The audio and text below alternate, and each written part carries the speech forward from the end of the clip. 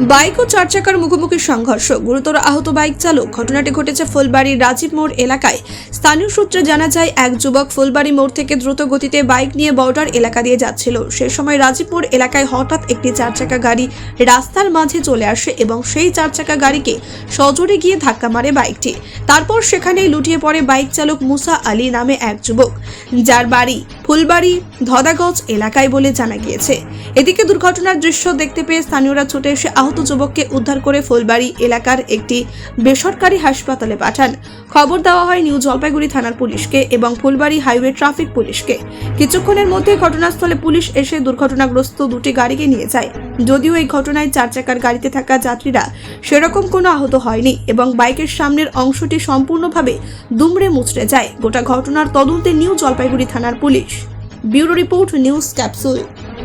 কি করে ঘটলো এটা আমি ঠিক বলতে পারবো না, কারণ আমি একদম প্রত্যক্ষদর্শী না আর কি। যখন অ্যাক্সিডেন্টটা হয়ে যায় তখন তারপরে লোকজন যখন জড়ো হয় আমি যাচ্ছিলাম, দাঁড়িয়ে দেখলাম যে একটা অ্যাক্সিডেন্ট। সামনেই তো আপনার বাড়ি এবং চৌমাথা একটা মোড়, এখানে এই দুর্ঘটনা ঘটছে, কি বলবেন? প্রশাসনকে কিভাবে দেখতে বলবেন? প্রশাসনের থেকেও আমি যারা এই রাস্তা দিয়ে বাইক নিয়ে চলে, যারা এই রাস্তায় ফোর হুইলার নিয়ে চলে, তাদেরকে আমি একটা সতর্কবাণী বলতে চাই। প্রত্যেক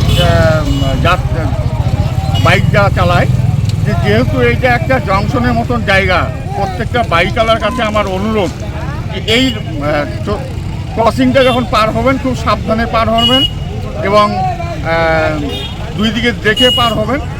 কারণ পুলিশ প্রশাসন যতই চেষ্টা করুক, আমরা যদি সচেতন না হই তাহলে অ্যাক্সিডেন্টকে রোকা যাবে না। কারণ ফুলবাড়ি ট্রাফিক ওসি খুব ভালো কাজ করছে। ফুলবাড়িতে যে ট্রাফিক ব্যবস্থাকে খুব ভালো উন্নতভাবে সাজিয়েছে। তবুও এই দুর্ঘটনাটা হচ্ছে, অপ্রত্যাশিত দুর্ঘটনা কখনো কাম্য নয়। আমি আমাদের যারা বাইক চালায়, যারা ফোর হুইলার চালায়, তাদেরকেই সতর্কবার্তা দিতে চাই যে আপনারা এই মোড়টা যখন ক্রস করবেন খুব দেখে শুনে, খুব লক্ষ্য রেখে